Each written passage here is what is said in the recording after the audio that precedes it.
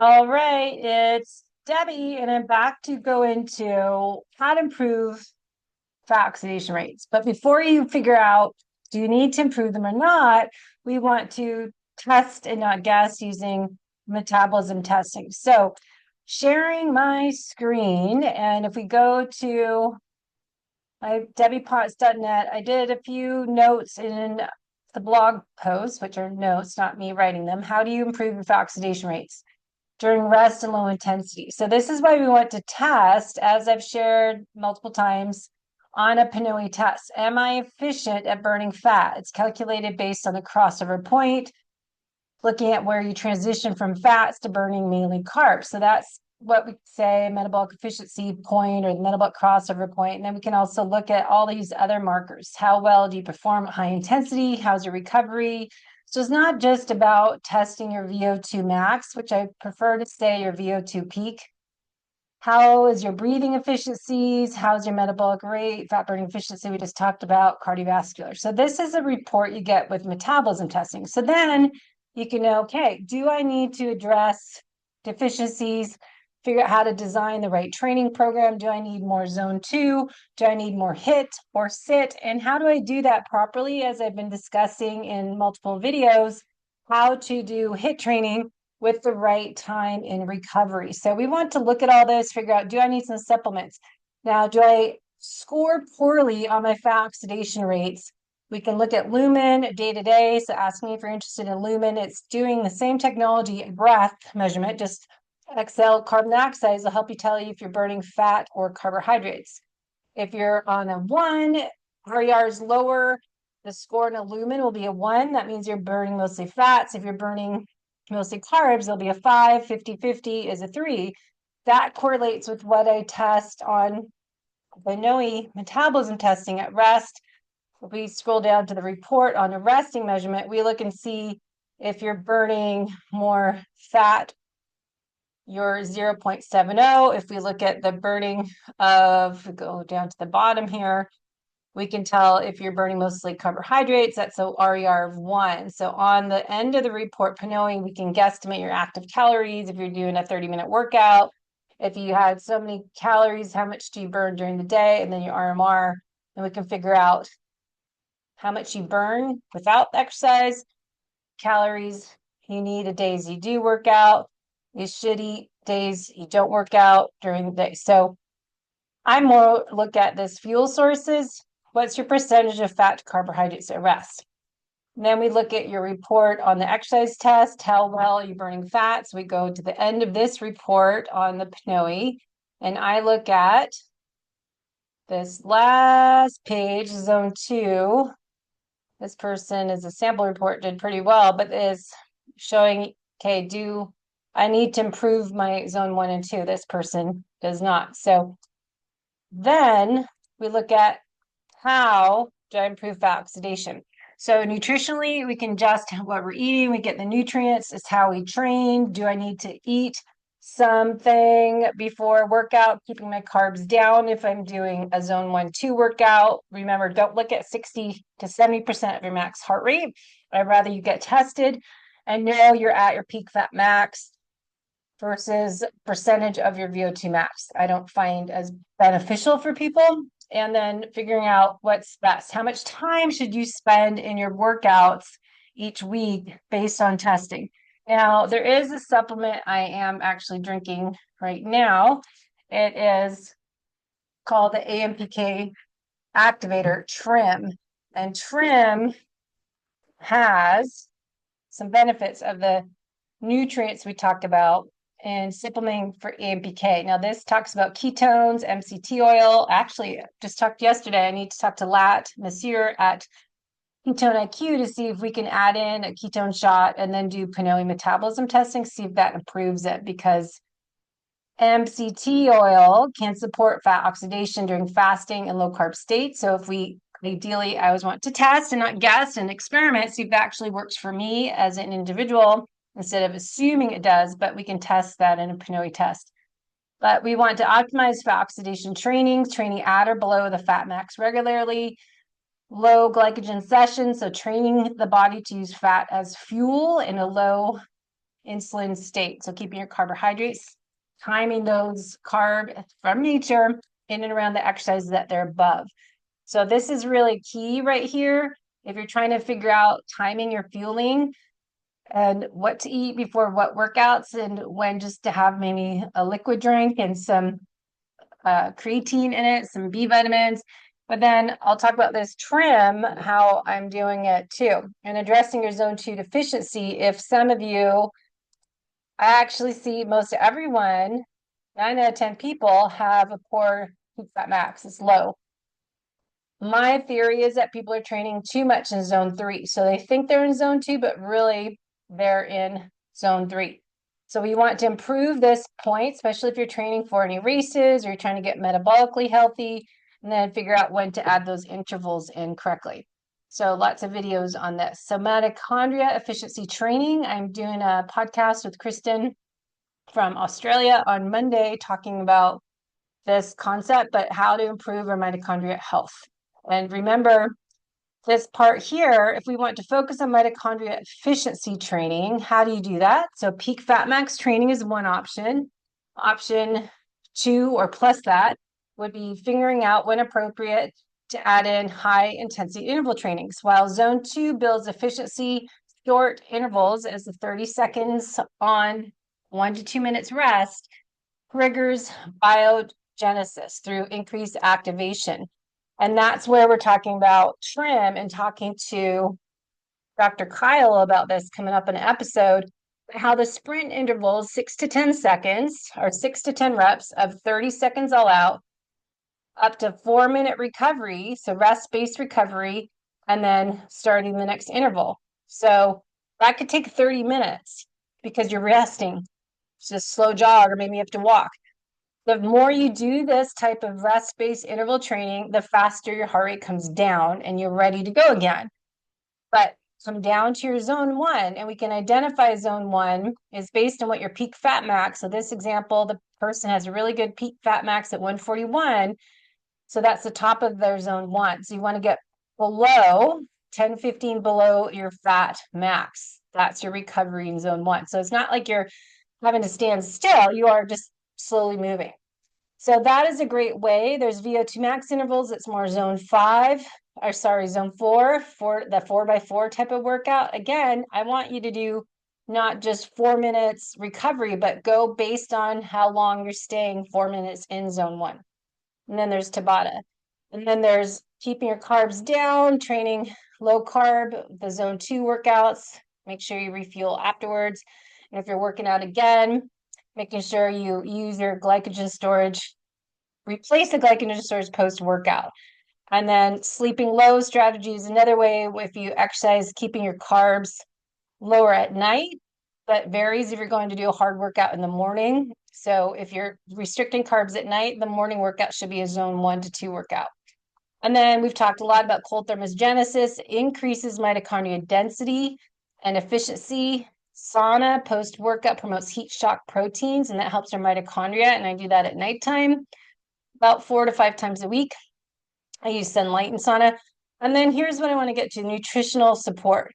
Creatine, L-carnitine, PQQ, mitochondria function. So you can watch my video and a podcast coming up with my friend Cynthia Thurlow on her midlife pause supplement for women my age that need this little boost. So she's got a creatine with extra ingredients in it that I really enjoy pre-workout. And then you want to avoid, of course, processed foods that generate metabolic waste, inflammation, oxidative stress we want to pay attention to as well. So mitochondria efficiency refers to how the mitochondria produce ATP. That's our body's energy system, right? So our currency we talk about is energy currency, not dollars and coins, but we're talking the money for the body's ATP. So minimal energy waste, less reactive oxygen species when we're using fat for fuel and getting more mitochondria production, oxidative phosphorylation, improve endurance and metabolic health. Key aspects of mitochondria efficiency, as we just went over: healthy mitochondria convert glucose into fat by oxidative phosphorylation. Higher energy means less energy losses heat, fewer metabolic byproducts are produced. So that means fewer reactive oxygen species in my mind.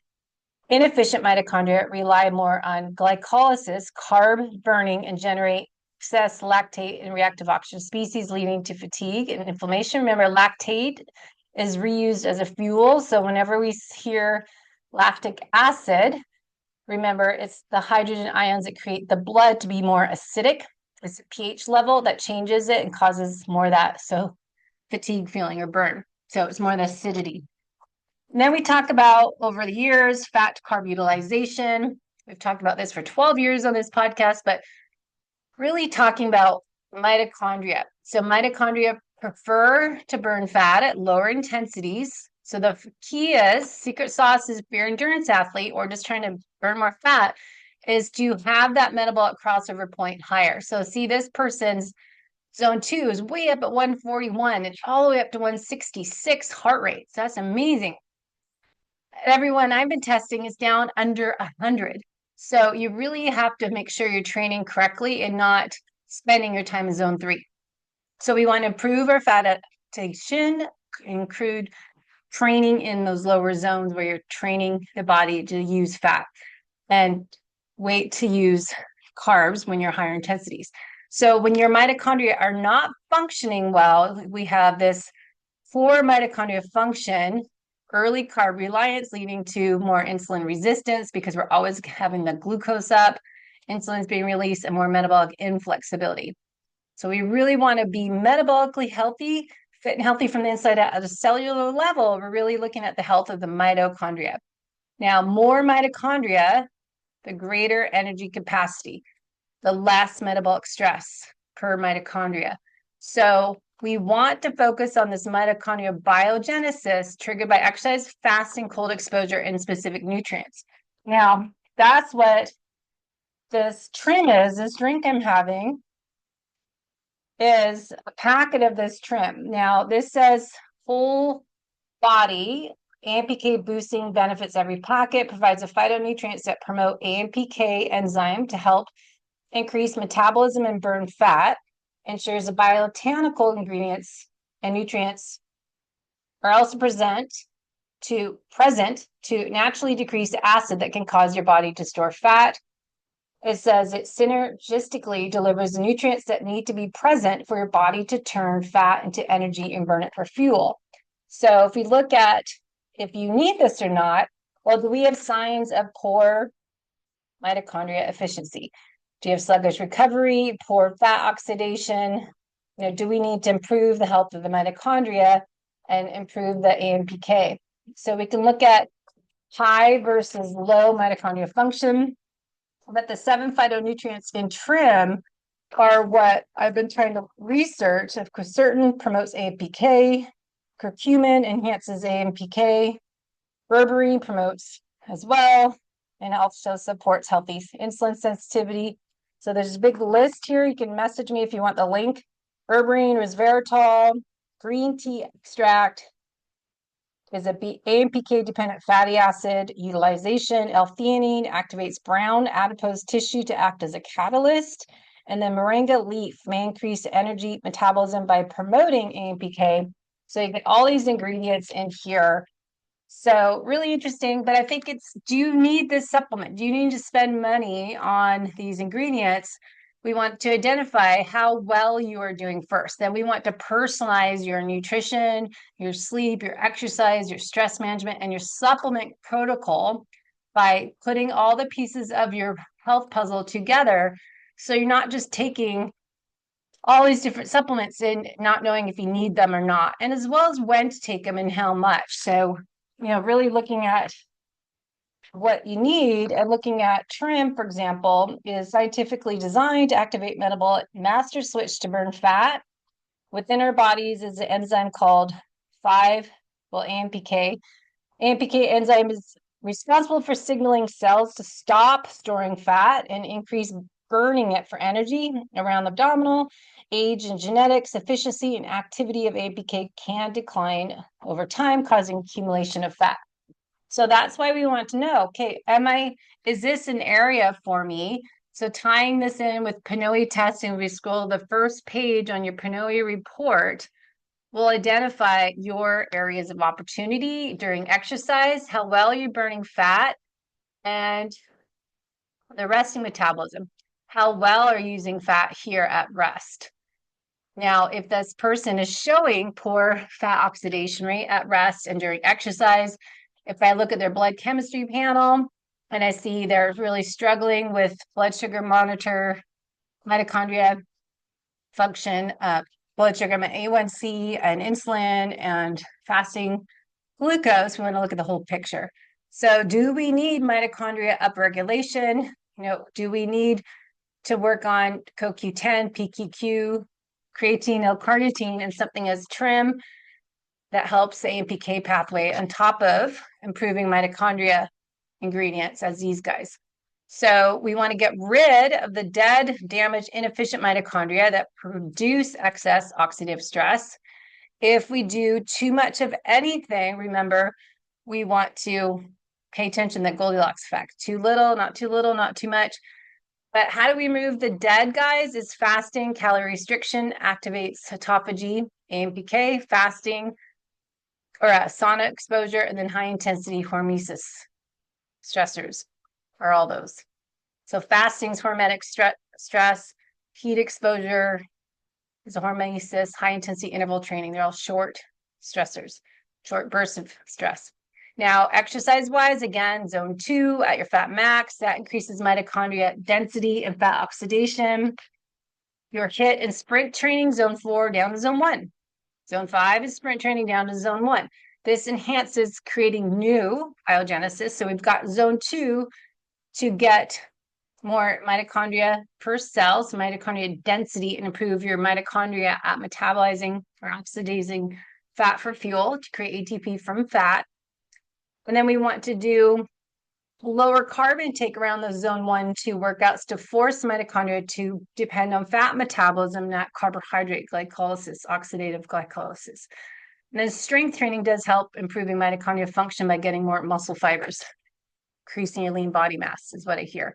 So cold strategies activates mitochondria biogenesis, and adding sauna helps that heat exposure. Hot baths can even help, but heat shock proteins, mitophagy.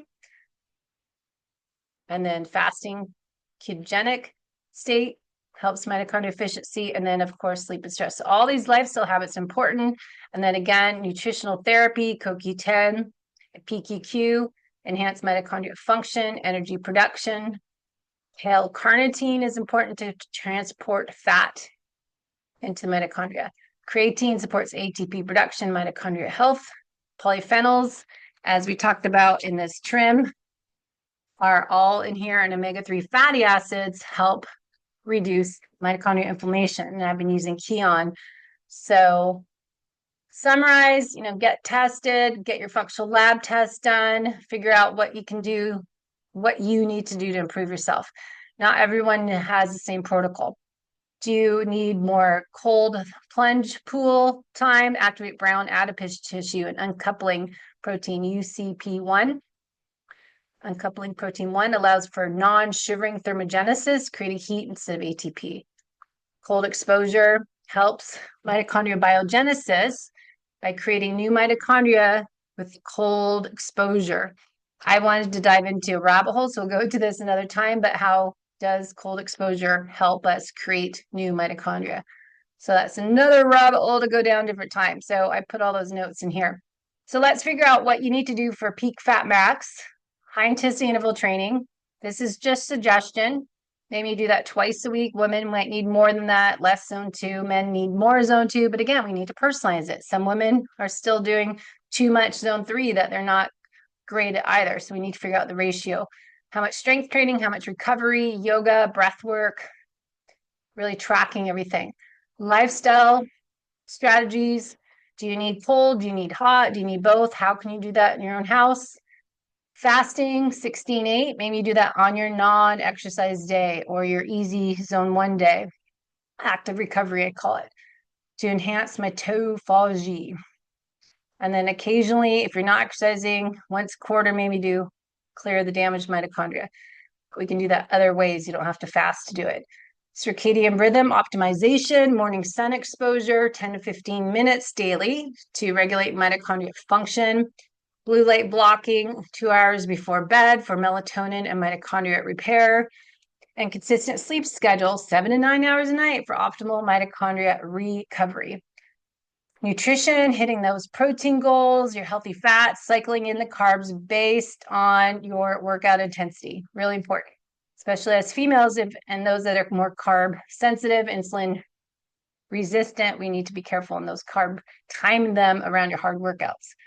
But again, this is where people don't even go hard enough. They're just kind of that in-between stage. So if you're going to go hard, make sure you're doing a hard work. All right. And lastly, foods. What should you eat? The smashed fish diet, low mercury fish, high DHA. Eggs, though they're kind of short, and I had to spend $10 on what is that? 18 eggs. They're expensive, but you can get those eggs, choline, phospholipid, or phospholipids in the eggs. Leafy greens, I haven't been doing. Berries, I do organic berries in my Supergut yogurt.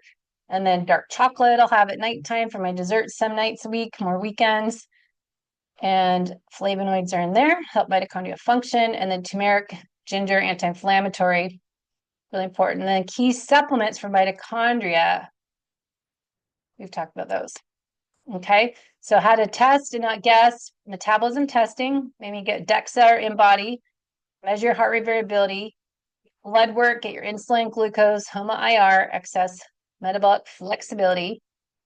You don't need to do lactate testing if you're doing a respiratory exchange ratio, but we can see what your lactate is at rest, and then omega-3 test. So what shifts for women?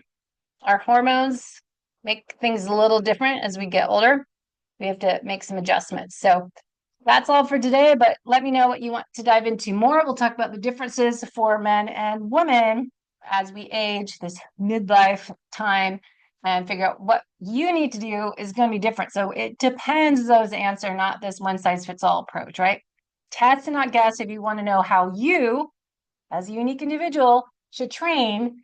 Take into account your genetics, get the DNA company report, your functional lab tests, your metabolism test at rest and during exercise, nutritional therapy assessment. Let's look at what you're doing now. I like to do big intake form from Nutritional Therapy Association. Look at a 5-day food and mood log and track your exercise, your supplements, how you're feeling, your energy, your poop, all that's in one report, and really dive into what you can do to be your best self as you age. All right. So let's be health optimizers.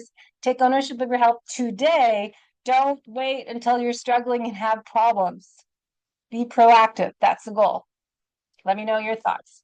Message me